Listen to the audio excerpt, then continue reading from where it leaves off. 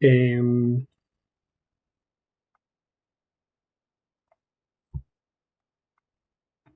si os parece, hacemos digamos un recordatorio express, ¿no? de dónde estamos. Se ve la presentación, entiendo, ¿no? Que alguien me diga. Vale. Sí, sí se ve. La gestión clínica poblacional, como recordaréis, ¿no? La estamos planteando de tal manera que parte de que el clínico responsable de un cupo tiene que conocer su cupo, ¿vale? Y que ese conocimiento del cupo va a ser pragmático, es decir, no vamos a hacer un esfuerzo limitado para lograrlo, es decir, y el esfuerzo limitado va a ser que vamos a utilizar los medios a nuestra disposición, no vamos a generar medios extra, ¿no? Para en la explotación con la explotación de esas posibilidades tener un conocimiento lo más preciso posible de cuál es el estado de salud y de enfermedad y de atención que nosotros tenemos sobre nuestro cupo, ¿vale? Ese análisis, recordáis, nos lleva a identificar, os decía, en calidad somos un poco masoquistas y nos fijamos fundamentalmente no en lo bueno que lo hacemos, sino en aquello que puede mejorar. Con lo cual, lo que vamos a hacer, digamos, con el análisis de esa información, es identificar oportunidades de mejora, ¿no? Y decíamos que la mayor parte de ellas, que no son solo, pero las que más rendimiento inicialmente nos van a dar, para empezar, sería clasificarlas, digamos, qué problemas o qué oportunidades de mejora tengo con la cobertura, ¿no? Diagnóstica y asistencial de mis pacientes. Digo diagnóstica y asistencial por ver aquellos pacientes que me faltan por diagnosticar de determinadas condiciones, bien sea enfermedades o factores de riesgo, pero también podría incluir ahí en ese análisis de coberturas a qué pacientes tengo o no tengo cubiertos con un determinado tipo de asistencia, dígase los domiciliarios, ¿no? Si tengo a todos los que realmente lo necesitan, o otro tipo de intervenciones, llámese vacunas u otro tipo de intervenciones, ¿no? Es decir, aquellos pacientes que por sus características serían subsidiarios de tener una determinada intervención de prevención, por ejemplo, utilizando vacunaciones, pues en qué medida estoy llegando o no a ellos. Y luego teníamos otro apartado, otro gran grupo de análisis que sería relacionado con el grado de control o la calidad de la atención que presto a los pacientes que ya tengo identificados con determinadas condiciones de enfermedad, riesgo, adversidad, lo que sea, ¿no? Y en este sentido decíamos que la herramienta del audit clínico es fundamental, porque estos datos no se nos vienen dados de modo automático y por tanto tenemos que aprender a desarrollar herramientas de auditoría clínica que nos permitan, digamos, conocer lo que hacemos, ¿vale? La auditoría clínica, para este propósito, decíamos que iba a ser una técnica que íbamos a hacerla utilizando el micromuestreo, o sea, no tenemos que demostrar nada a nadie, sino identificar si puede haber una oportunidad de mejora, ¿no? En nuestro propio cupo, y por tanto con el micromuestreo puede ser suficiente para lograr ese nivel de conocimiento.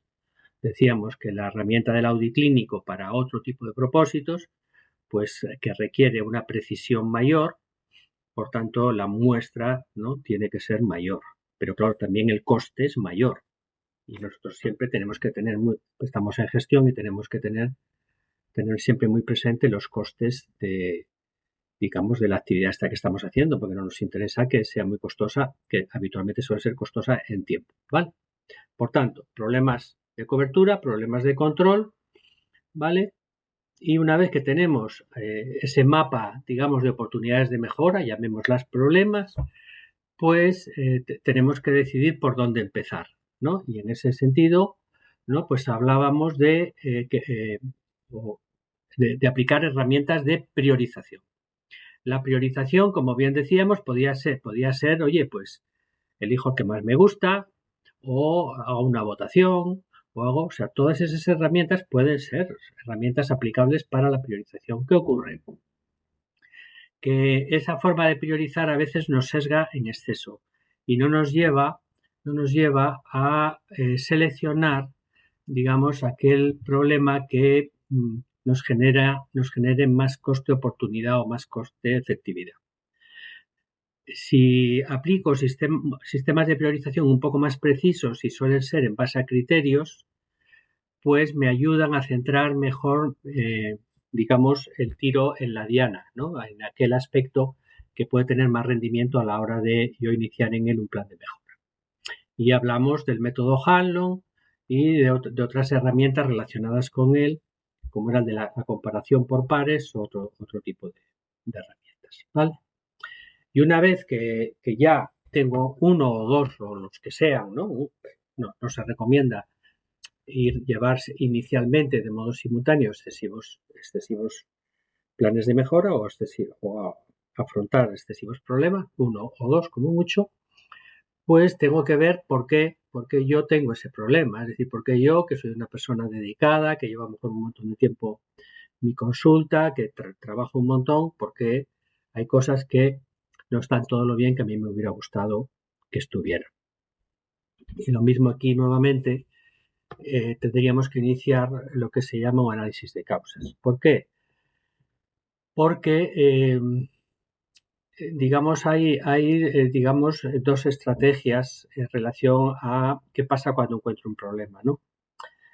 La gente de calidad nos dice, vamos, si encuentras un problema, digamos que es muy simple en su definición y muy simple en su solución, a veces decimos, bueno, pues resulta que tengo un lápiz situado aquí, en este punto, y lo único que tengo que hacer es pasarlo a este otro, y el análisis de causas significa que una causa es simplemente que nadie lo cogió y lo puso allí, y si analizo el por qué y el por qué no aparece nada más, pues oye, cógelo, cámbialo y ya está.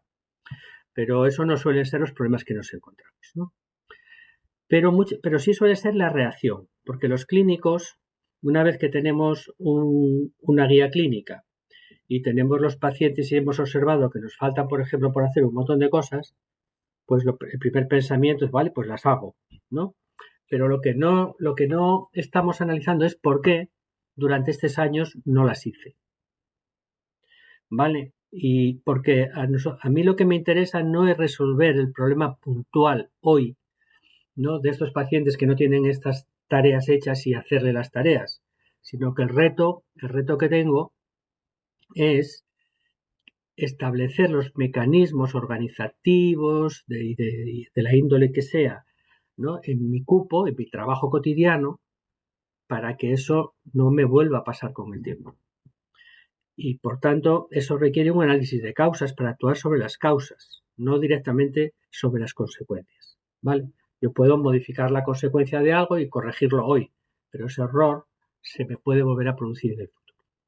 Eso desde la perspectiva vuestra como tutores también es interesante porque la tendencia del residente es ir a resolver el error, ¿no? El efecto del error, ¿no? El efecto, ¿no? Decir, vale, pues si estos pacientes no tienen todo esto, pasé el Audi tenía tantos ítems, veo que le faltan tantas tareas, pues se las hago y ya corregí el tema. Eso no es así, ¿no? Corrigió el problema en esos pacientes, pero no en los futuros, no necesariamente los futuros. Y un reto tutorial, y para mí como profesor un reto docente, es hacerles ver que lo que tienen que corregir son las causas que han llevado a ese cupo, a los que conducen, a los que atienden a ese cupo, a tener esas omisiones, a no generar esas tareas, a no hacer esas prácticas con sus pacientes. No sé si eso se entiende bien, espero que sí. Pues si no, me vais interrumpiendo según vayáis queriendo, ¿vale? Entonces, este es un elemento clave y es un reto tutorial, ¿vale? Con vuestros resis para hacerles ver que ahí está la clave del plan de mejora, ¿vale? Los análisis de causas, en general, todos estos temas de calidad, un porcentaje grande de ellos beben de ideas de las estrategias de calidad de la industria, ¿vale? Y veréis que ahora nosotros hablaremos de un par de metodologías que proceden de ese ámbito. Han sido adaptadas al mundo sanitario, ¿vale? Y lo que os estaba diciendo, ¿no? Lo que buscan es identificar aquellos factores causales de los problemas que estoy encontrando, de las omisiones, ¿no? De la falta de, digamos, de calidad que estoy encontrando para tratar de consolidar, digamos, un plan que haga que esto en el futuro no ocurra. Entre las metodologías tenemos metodologías cualitativas y metodologías cuantitativas. Las cuantitativas a nosotros nos van a resultar más complicadas de aplicar, ¿no? Son interesantes, pero son más complicadas porque suelen requerir tener más datos o hacer una investigación previa. ¿Vale? Por ejemplo, la ley de Pareto, ¿no? La ley de Pareto, seguramente muchos la conoceréis, ¿no? Viene a decirnos que el 20% de las causas explican el 80% del efecto. Con lo cual, cuando uno analiza un problema y toda la cantidad de causas potenciales que lo pueden estar determinando, no tiene que actuar sobre todas, sino tiene que identificar aquellas pocas que van a estar, digamos, generando la mayor parte de ese efecto que se está produciendo, ¿no? Claro, esto es muy interesante porque quiero decir, me simplifica, ¿no?, la actuación. O sea, si yo identifico los puntos clave que más influyen en algo que me está ocurriendo, actúo solo sobre esas cosas y por tanto no tengo que amarrar todos los cabos sueltos que hay, sino que me dedico a aquellos que más influencia tienen. Pero claro, esto implica, porque Pareto elabora una gráfica, ¿no? Y elabora una gráfica en la cual esas causas tienen un número. Es decir, tantas veces, imaginémonos, yo que sé, que se analiza en una empresa que fabrica tornillos, se analizan las causas por las cuales un determinado porcentaje de los tornillos que salen al final de una cadena de producción, pues no tienen el calibre adecuado, ¿no? Y entonces empiezan a ver que el calibraje, ¿no?, de la máquina que hace no sé qué ajuste, pues se desajusta con frecuencia. Otra causa, ¿no? Empiezan a aparecer una serie de causas y ven en qué proporción cada una de ellas ha estado interviniendo en el efecto. Y entonces ahí sí, porque están viendo que en el 60% de los casos, o no en tantos casos, pues ha sido que la máquina pues se afloja un tornillo no sé dónde, que en otro porcentaje es que el material que llega pues resulta que es defectuoso, en otro porcentaje, ¿no? Y claro, una vez que analizan eso y lo ponen sobre una gráfica, pues están viendo, ¿no?, que resolviendo seguramente 2 de los 5, 6 o 8 causas que han identificado, pues resuelven, o sea, mejoran el proceso un montón. Nosotros eso no siempre lo vamos a tener. De hecho, la mayor parte de las veces no vamos a tener ese dato. Si lo tuviéramos, sería muy interesante, porque tendríamos mucha precisión en el diseño de un plan de mejora, ¿no? Pero habitualmente no lo vamos a tener. Con lo cual, muchas veces nos tendremos que basar en métodos cualitativos, ¿no? Yo creo que creo recordar, ¿no?, que compartí con vosotros unos apuntes, ¿no?, de un curso largo, bueno, no era un máster, era un experto, ¿no?, de calidad que hice hace años, ¿no?, sobre esto, ¿no? Y tenéis ahí un poco toda la descripción de muchos de ellos. Nosotros nos vamos a centrar en los cualitativos, en la técnica del brainstorming, combinada o no con el diagrama de causa-efecto, o lo que se llama la espina de pescado o espina de Ishikawa, ¿vale? Estas son las dos técnicas que solemos trabajar con los residentes y que, bueno, que yo pienso que están bien para hacer esa aproximación al análisis de causas. La técnica del brainstorming también sirve para otro tipo de situaciones, como análisis de un problema, ¿no? O sea, me refiero que no solamente sirve para irnos a hacer un análisis de causas, y suele, vamos a ver, yo creo que tiene rendimiento, o sea, está bien tenerla, saberla y aplicarla en el día a día. Cuando hacemos una reunión de trabajo para analizar un problema, cuando se hace metódicamente es muy eficiente y funciona bastante bien. Yo siempre les cuento a los residentes que hace muchos años, cuando yo me estaba iniciando en los temas estos de la calidad, recuerdo que fui a una reunión a Barcelona y allí, bueno, estábamos en un departamento donde trabajaba un catedrático que fue muy importante, no sé si os suena de cuando se hace la carrera, Sayera San Martín, de salud pública, y recuerdo que estábamos por ahí en el departamento, ibas paseando por aquellos pasillos, era un sitio muy, muy bien montado, el que tenían allí en un edificio modernista, y veías en las puertas, ¿no? Hay una convocatoria hacia a las 13:30, brainstorming para no sé qué, ¿no? Y en otro sitio llegabas y ponía no sé qué hora, ¿no? Análisis de causas, de no sé qué, tal cual, ¿no? Las convocatorias de las reuniones que tenían. En el fondo lo que estabas viendo es que trabajaban con método, ¿no? O sea que había una organización allí y método de trabajo. Bien, ¿alguien quiere comentar algo? Interrumpirme si para cualquier cosa, ¿eh? Vamos un poco así, dinamizamos la sesión. A mí también me resulta más agradable a veces. Esto de las sesiones así online, pues son cómodas, pero para el profesor, pues son frías, ¿no? Tienen muy poco, muy poco feedback. Bien, la técnica del brainstorming es una técnica que, como veis ahí, pues se conoce desde los años 50 del siglo pasado, ¿no? Es útil para generar ideas, ¿no? Y esas ideas las vamos a dirigir en función de para que la convoquemos, si son ideas sobre las causas de un problema, si son para aflorar problemas, ¿no? Para identificar problemas, ¿no? Con personas que están metidas en el ajo, ¿no? Para que pueden saber de ello, ¿no? Y requiere, digamos, aplicar una metodología que es sencilla, pero que hay que hacerlo, ¿vale? Conviene hacerlo, ¿no? Entonces, bueno, pues esto es lo que tenemos un poco que revisar. Bueno, esta es una técnica a la cual vamos a convocar a personas que consideramos que saben del tema, ¿vale? O bien porque son expertas, pero fundamentalmente porque están concernidas, están implicadas en él, ¿no? Cuando analizamos un problema determinado, tengo que llamar a personas que pueden compartir conmigo esa situación o tener ese problema o haberlo tenido, ¿no? O sea, personas que no tienen ni idea de esto no me sirven, ¿vale? A priori no tendría mucho sentido, ¿no?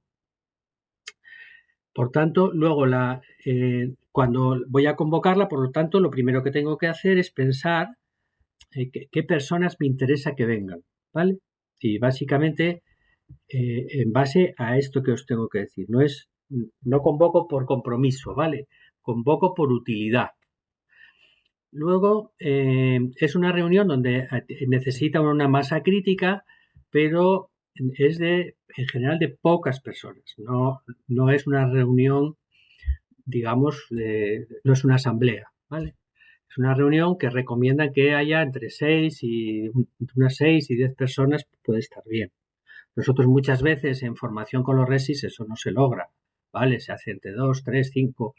Bueno, es que aprendan la técnica, no es lo ideal, ¿vale? Si para analizar un problema, por lo menos podemos juntar a lo mejor 2 UAF con sus residentes o tal, pues ya ahí hay 5 o 6 personas, pues será mejor. Pero bueno, si no para que aprenda la técnica, lo que no lo puede hacer es uno consigo mismo. Y 2 es poquísimo, ¿no? Eso es, ¿vale?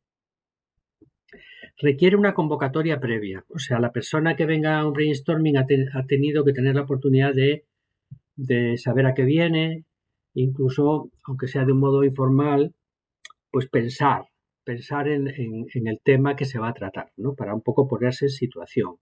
No obstante, el día de la reunión, ya como parte del método, independientemente de que en la convocatoria ya se diga y se debe decir para qué es la reunión, pues el moderador, que suele ser el convocante, vuelve a explicar claramente el propósito. No puede luego haber confusión. O sea, cuando luego se inician las sucesivas rondas para que cada uno vaya aportando sus ideas, tiene que estar perfectamente aclarado el objetivo de la reunión, ¿vale? Y por tanto, si alguien no, o sea, conviene además asegurarse que todo el mundo lo entiende. Bien. Entonces, una vez que el moderador expone todo esto y explica la metodología que se va a seguir, ¿vale? Que también las personas, o sea, cuando ya es personal entrenado, que ya conoce la técnica, no hay ningún problema, a lo mejor no hay que explicar mucho, pero muchas veces hay personas que pueden no conocer la técnica, entonces conviene decirla. Porque es una técnica que no es un grupo de discusión, o no es, ¿sabes? O no son entrevistas en profundidad, eso son otras técnicas. Es una técnica de generación de ideas que es bastante estructurada y que no es para discutir las ideas del otro, ¿vale? Entonces eso hay que explicarlo bien, ¿vale? Que se van a ir haciendo unas rondas donde cada uno va a ir exponiendo sus ideas hasta que se sature, que nadie debe interrumpir ni cuestionar la idea del otro, ¿no? Esos son elementos muy importantes. Todas las ideas se aceptan y luego o sea, en algunos lugares o en algunas ocasiones en las que se aplica la técnica hay alguien que va registrando lo que se va diciendo, pero lo ideal es que eso se registre en una pizarra para que todo el mundo, un papelógrafo, una pizarra, para que todo el mundo pueda ver, ¿no?, la progresión de las ideas que van saliendo, porque sí es verdad que cada uno que participa a colación de la idea de otro, pues se puede surgir alguna otra idea, alguna otra aportación que se apunta, se añade, ¿vale? Entonces, ¿cómo se hace? Pues se van haciendo rondas. En cada ronda, cada persona cuenta una idea. Hay gente que a veces lo trae preparado y quiere contar 5 a la vez, ¿no? Se le pide calma porque lo que interesa es que participe todo el mundo, ¿no? Si cuando le llega el turno a alguien en ese momento está bloqueado, no pasa nada, se le salta, ¿vale? Se le deja un momento a ver si se le ocurre algo, si no se salta y se le dice no te preocupes que vamos a seguir dando rondas hasta que esto, ¿no?, pues se sature. Entonces, bueno, cada uno va aportando y se van escribiendo. Aunque haya duplicidades o cosas muy parecidas, todavía en ese momento no se corrigen o no tal, sino que se escriben, porque ya más adelante pues se hará una revisión de todas esas aportaciones, ¿vale? Como os decía, se aceptan todas las ideas y no se admiten juicios de valor, opiniones ni debates, ¿no?, sobre las ideas del otro, ¿no? En principio esto hay que explicarlo bien y si alguien intenta pues decir algo, pues no, se le dice no. Distinto es que alguien le pida al que habla que aclare la idea, porque a veces la idea la dice de un modo que no queda claro y a lo mejor pero ¿qué exactamente qué es? Eso suele hacerlo el moderador, pero a veces de repente sale alguien que le pregunta. Si es una cosa así tan simple se puede dejar. Ahora, si ya se pone a dar opinión personal sobre aquello, o se pone a inducir una respuesta, o se pone a tal, entonces el moderador, con estilo y tal, con cuidado, pues debe de reconducir esto para que no se genere eso, ¿vale? Luego, como os decía, ¿no?, se van escribiendo, idealmente en una pizarra, y seguimos haciendo rondas, ya te digo, hasta que no aparezcan nuevas ideas. Cuando lo vamos haciendo así, pues vemos que a lo mejor, si estamos con 6 o 8 personas, de repente hay una ronda donde ya hay 1 o 2 personas que pasan, seguimos a lo mejor intentando otra ronda, ya vemos que la cosa se va saturando o ya hay poca gente que intervenga, pues ya cuando ya el moderador lo considera, pues lo da pues detiene ya ¿no?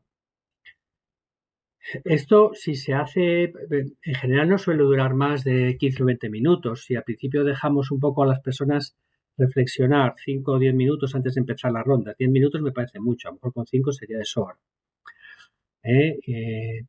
Y luego empezamos las rondas, pues eso, las rondas pueden 10-15 minutos, ¿no? Una vez que ya tenemos todo ese listado, entonces sí podemos repasar todas las ideas, podemos dar la oportunidad a explicar mejor alguna si no quedó clara. Nosotros mismos, como somos los que convocamos, nos interesa entender todo lo que está puesto allí. O sea que si nosotros mismos hay alguna idea que tenemos dudas de lo que quiere decir, pues preguntamos a quien la dijo, oye, ¿esto quien la haya dicho exactamente o qué es lo que querías expresar y tal, ¿no? ¿Por qué hay que preguntarlo? Porque porque tú eres el que te interesa saber, porque te está dando ideas sobre causas, ¿sabes? O en otro tipo de brainstorming, incluso sobre soluciones.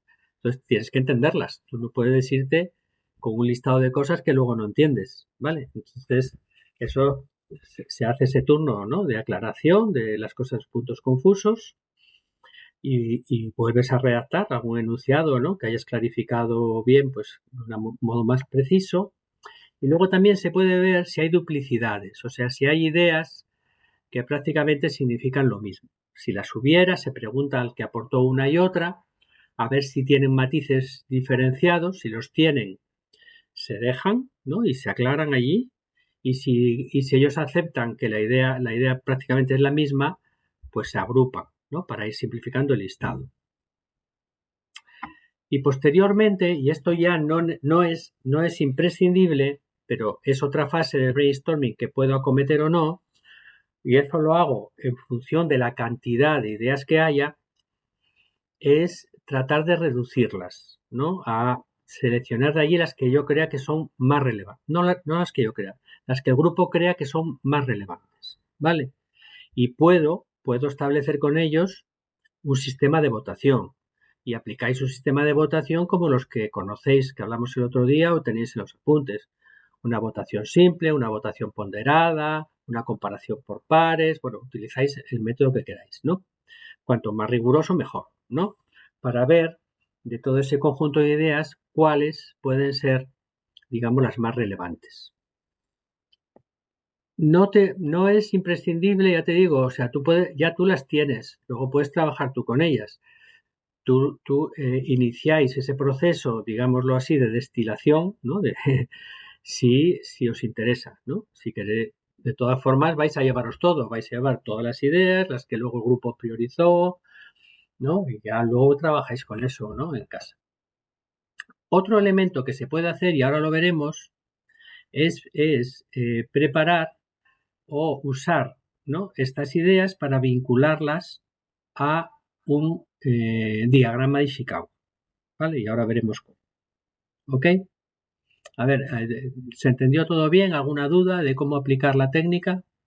Mi idea sería el próximo día, en la presencial, hacer un brainstorming con alguna de las causas, algunos de los problemas que hayáis podido priorizar de cobertura, que tengáis en el análisis de vuestro grupo, pues coger y hacer un brainstorming en la clase para ver cómo se hace. Ahora estoy para aprovechar el tiempo, estamos viendo ahora la teoría para luego hacer la práctica próxima, ¿no? Más cosas que queráis que veamos. ¿Dudas sobre esto? Hay el trío lagunero, la díada de Ana y Nuria, el resto. ¿Vamos bien? Ok. Vale. Pues imaginaros que tenéis hecho un Ishikawa, tenéis un listado de situaciones, ¿vale? Esas situaciones que habéis, o esas causas que habéis, o ideas sobre causas que habéis identificado, podríamos clasificarlas, ¿no? Podríamos clasificarlas porque algunas tienen que ver sobre, oye, causas que atribuyo a los pacientes, ¿no? No, es que los pacientes tal, los pacientes cual, ¿no? Otras causas que atribuyo es que no tengo los materiales, tengo tensiómetro, o no tengo vacunas, o es que resulta que las neveras tal, ¿no? Bueno, no sé, las cosas que vayan saliendo en función del problema que estemos analizando, ¿no? Entonces, eso para profundizar en su análisis, puedo agruparlo, ¿no? Y ahí llega Ishikawa, ¿no? Entonces, Ishikawa nos dice, bueno, para seguir profundizando en el análisis de causas, podemos, digamos, dibujar, ¿no? Un gráfico, un esquema visual, ¿no? Que permita seguir generando ideas, generando análisis. Esta técnica, nuevamente, se hace grupal, ¿no? Y sería un avance, ¿no? Una evolución, ¿no? Metodológica, desde el que puedo hacer desde la técnica de la lluvia de ideas, o bien iniciarla de cero desde aquí, sin haber hecho previamente la lluvia de ideas, ¿vale?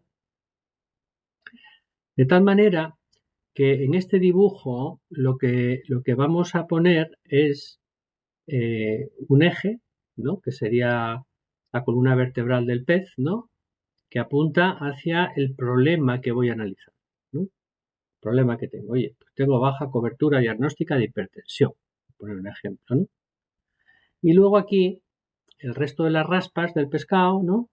Donde son las agrupaciones de tipos de problemas, ¿vale? Esto es una herramienta visual que facilita la generación de ideas. Viene a ser lo mismo, o sea, delimito, defino el problema, que es lo que se pone al final de la espina, y defino los principales ejes. Hay una regla que no es de obligado cumplimiento, pero que se suele cumplir. Y es decir, que en el ámbito sanitario, en el ámbito empresarial, casi siempre suele haber estos 4 elementos. Puede haber más, ¿vale? Que ellos llaman máquinas, materiales, mano de obra y métodos, ¿vale?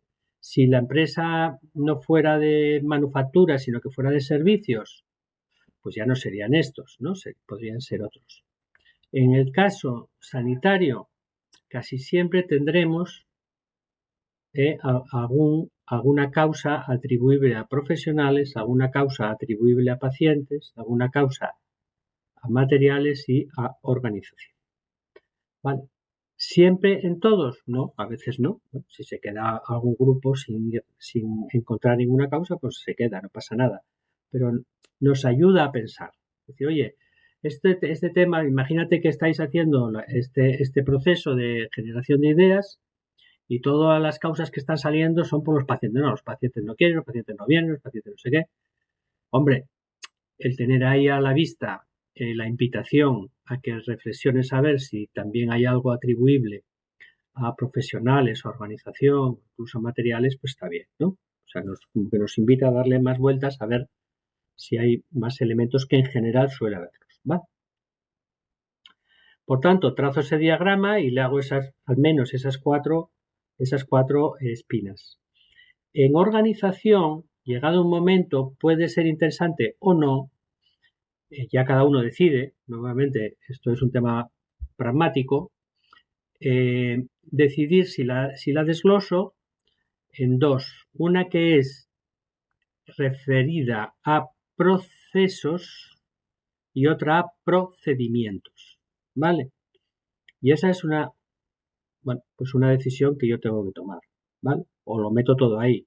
Entonces puedo tener un grupo de causas en la que habla mezclados procesos y procedimientos que tienen que ver con la organización, y si veo que salen muchas y son muy distintas las soluciones que me va a llevar una u otra, pues las separo.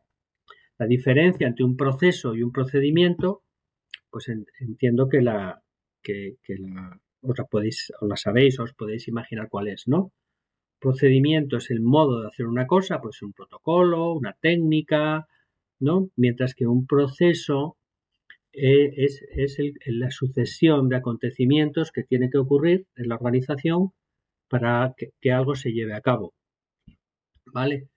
Los procesos solemos poder dibujarlos mediante un diagrama de flujo, mientras que los procedimientos suelen ser guías clínicas, protocolos, ¿no?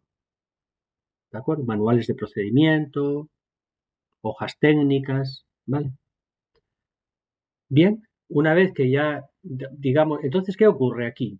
¿No? Cuando tengo hecho previamente un brainstorming, y es una técnica que, como os he explicado, no nos debió haber costado mucho tiempo, tal vez no más de media hora en su conjunto,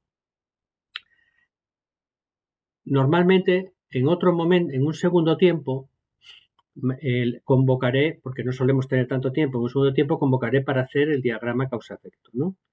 Y ya puedo colocar las causas que he identificado en el diagrama en el brainstorming, puedo ir situándolas en cada uno de estos apartados. Y a partir de ahí seguir apretando para descubrir las causas raíz, ¿vale? Que ahora veremos lo que son. Bien, el diagrama, por tanto, podría ser este. Decíamos que los organizativos es nuestra decisión desglosarlos o no en problemas que tienen que ver con procedimientos y problemas que tienen que ver con procesos. Y empezamos a anotar las causas que vamos generando. En general, la primera causa que me sale no suele ser la causa raíz, no suele ser la causa fundamental, suele ser una idea que tengo de algo que se atribuye, en este caso, por ejemplo, al paciente, que puede estar influyendo en este problema, pero que hay que apretarla, ¿no? Hay que apretarla más, ¿no? Y para eso enlazamos otra técnica que se llama la técnica de los 5 porqués, ¿no? Teóricamente, o vamos a ver, quien plantea esta técnica suele decir que hay que preguntar 5 veces el por qué. Esto es como los niños chicos cuando te dicen, papá, ¿y por qué los pájaros vuelan? Y tú dices, porque tienen alas. ¿Y por qué? ¿No? Nos suele decir, ¿y por qué tiene alas? ¿No? Y luego le decimos otra cosa y nos suele preguntar, ¿no? Pues bueno, pues aquí hay que hacer lo mismo, ¿no? Tenemos que volvernos niños chicos y empezar a decir, bueno, ¿y por qué? ¿No? Imaginaos en el ejemplo que os comentaba que decimos que la causa de mi baja cobertura diagnóstica en diabetes es que los pacientes no consultan por ese problema. ¿Vale? Y decimos, bueno, ¿y por qué no consultan por ese problema? Porque no tienen percepción de problema. ¿Vale? ¿Y por qué no tienen percepción de problema? Porque la enfermedad es asintomática. ¿Y por qué? ¿No? Entonces, hay veces que eso te lleva a un lugar, a un callejón sin salir, ¿no? Es asintomática y eso ya no voy a actuar sobre una enfermedad sintomática para hacerla sintomática. Entonces, por ahí no tengo, ¿no? Pues ese callejón no me lleva a ningún lado, ¿no? Pero luego hay otras estrategias en la aplicación de técnicas de los 5 porqués que sí me llevan a algún. Ahora veremos un ejemplo, ¿no? Por tanto, ¿y eso a dónde me lleva? A encontrar la causa raíz. O sea, causas de tercer, cuarto, quinto nivel que se suelen que ya cuando no aparecen más, pues se suele llamar la causa raíz. Esa es la causa sobre la que hay que actuar. Cuando vaya a hacer el plan de mejora, he identificado la causa que tengo sobre la que tengo que actuar para resolver el problema.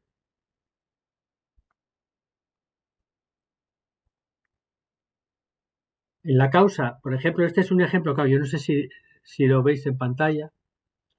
¿Se ve? Más o menos. Bueno, este es un ejemplo simple, yo lo voy a ir leyendo, ¿no? O sea, un problema es un ejemplo bobo, ¿no? Pero yo creo que demuestra lo que os estoy diciendo, ¿no? Dice, se ponen a estudiar por qué no escribe el bolígrafo, ¿no? En un puesto de trabajo. Imaginaros que hay un lugar donde la gente trabaja con bolígrafos y si se quedan sin bolígrafos es un problema, ¿no? Y es un problema porque puede haber que en el almacén no haya, porque la tarea no se hace, se retrasa, lo que ustedes quieran, ¿no? Entonces se empiezan a hacer la pregunta, ¿por qué no escribe el bolígrafo? Una respuesta, ¿no? Imaginaros haciendo un Ishikawa, ¿vale? Una respuesta porque no tiene tinta. Otro dice porque la tinta se seca. Otro dice porque la punta está chafada. ¿Vale? Aquí se identifican 3 causas, ¿no? De primer nivel de por qué el bolígrafo lo escribe, ¿vale? Pero esta persona que está estudiando este problema conoce la técnica de los 5 porqués y entonces sigue apretando, ¿no? Y entonces se va a la siguiente pregunta. Dice, bueno, ¿y por qué? ¿No? ¿Por qué no tiene tinta el bolígrafo? ¿No? Y dice, ¿por qué? Porque no lo han cargado, porque no se ha puesto, porque nadie le ha puesto repuesto, ¿no? Dice, ¿y por qué no hay repuesto? Porque nadie revisa el nivel de los bolígrafos, ¿vale? Y ya ahí no consiguen ¿no? Seguramente preguntan por qué nadie revisa a nivel de los tal, pues ya ahí no salen más causas. Bueno, pues ahí se quedan con esto, ¿no? En el siguiente, por qué la tinta está seca? ¿Vale? Porque la temperatura es elevada. Imagínate, ¿no? Pues oye, hace un calor tremendo, es verano, se secan con mucha frecuencia. Bueno, ¿y por qué es elevada? Porque se deja junto a una estufa. Los bolígrafos se dejan junto a una fuente de calor. ¿Y por qué no se deja junto a una estufa? Dice, porque no hay otro sitio donde dejarlo. ¿Y por qué no hay otro sitio? Porque no hay un portabolígrafos, ¿no? Bueno, pues aquí ya se llega a una causa de quinto nivel. Falta un portabolígrafo. Aquí tendríamos la clave de una solución una posible solución para que la tinta no se secara, ¿vale? Pero aquí otros respondían que no solamente era que estaban cerca de una estufa, sino que también se secaba porque se dejaban los bolígrafos sin tapón o abiertos, ¿no? ¿Por qué se dejan abiertos? Porque no existe especificación que indique que haya que cerrarlos, ¿vale? Y aquí se acaba, ¿no? Ya no aparecen más causas aquí, ¿no? Más porqués, ¿vale? Pues y luego el último era que las puntas se chafaban. ¿Y por qué se chafan? Pues porque el bolígrafo se golpea. ¿Y por qué se golpea? Porque el bolígrafo se cae constantemente al suelo. Bueno, pues aquí esto pues tiene una divisoria. ¿Por qué se cae al suelo? Oye, porque se cae de la mano de quien escribe. Pues aquí no se les ocurre ya tal, ¿no? ¿Y por qué se cae? Porque se resbala de la mesa. ¿Y por qué se resbala? Porque la mesa pues es pendiente, ¿vale? Entonces aquí empiezan a tener ya una serie de causas raíz, ¿no? Que pueden ayudar a mejorar el problema.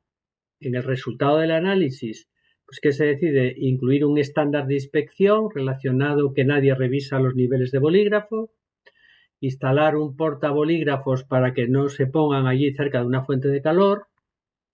Vieron que no influía tanto y por tanto dice no influye que se quede abierto, ¿no? Rechazan esta causa y sobre esto no actúa.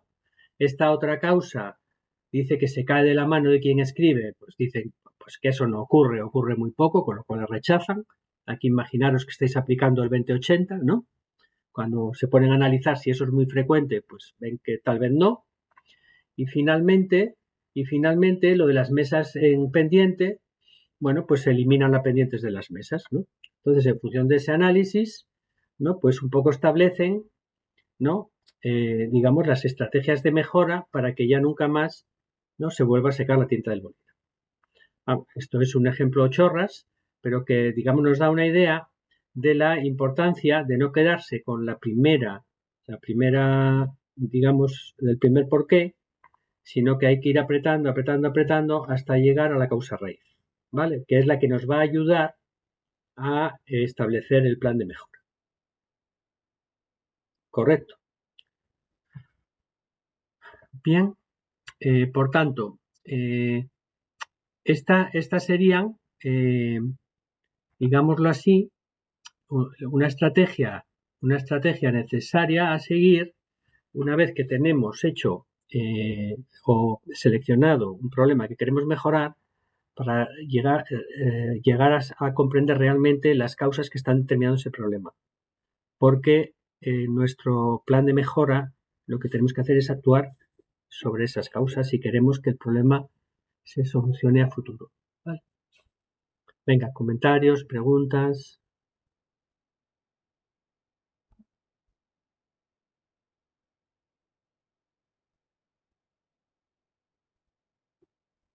¿Alguna palabrita? Dígame algo.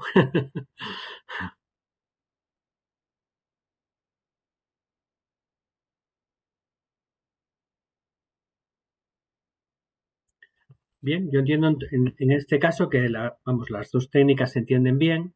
No obstante, trataremos de, si os parece, o sea, me gustaría, si queréis meter algo en agenda para el próximo día, me lo digáis, ¿no? Bueno, pues para prepararlo y para un poco dimensionar la clase del próximo día. Pero una de las cosas que me gustaría hacer, vamos, si así lo queréis, y si ya creéis que la técnica la sabéis, pues no. Pero si no, podemos hacer estas dos técnicas en relación a un problema el próximo día, ¿vale?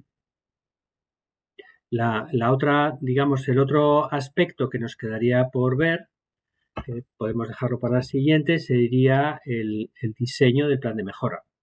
Pero vamos a intentar, ahora que yo creo que ya todos, por lo menos los tutores médicos, tenéis ya el acceso a crónicos por subgrupos, si queréis intentar hacer un micro audit, ¿no? Con algún problema, de tal manera que, bueno, pues o bien podamos analizar la causa, el análisis de causas, o bien de ese, o un problema de cobertura, como queráis.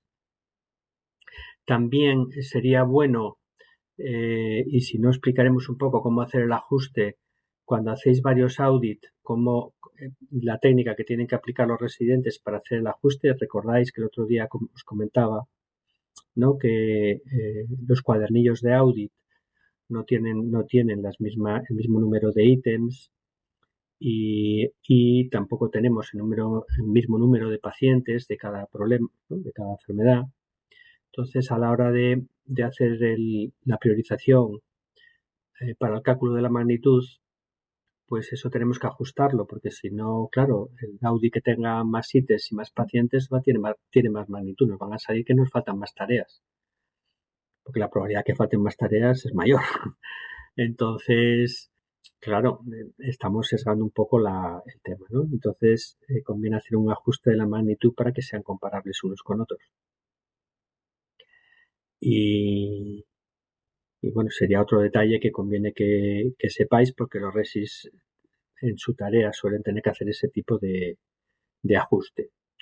Y luego ya lo que nos quedaría a continuación, pues en base a los problemas que hayamos identificado, priorizado y analizado sus causas, es ver cómo elaborar el plan de mejora.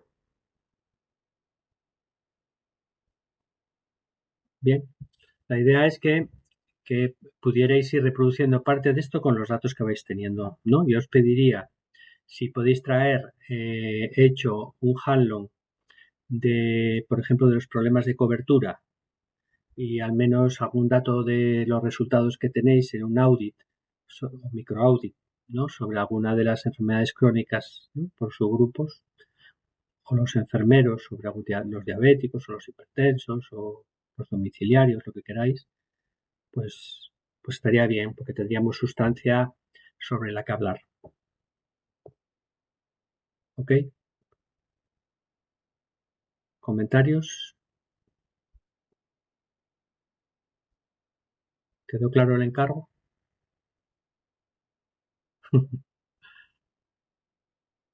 Vale.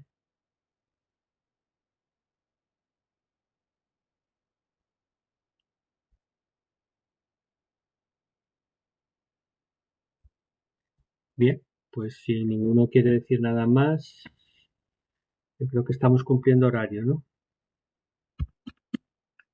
Para no alterar mucho vuestra...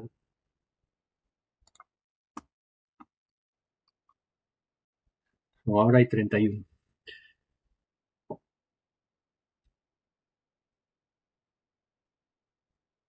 Muy bien.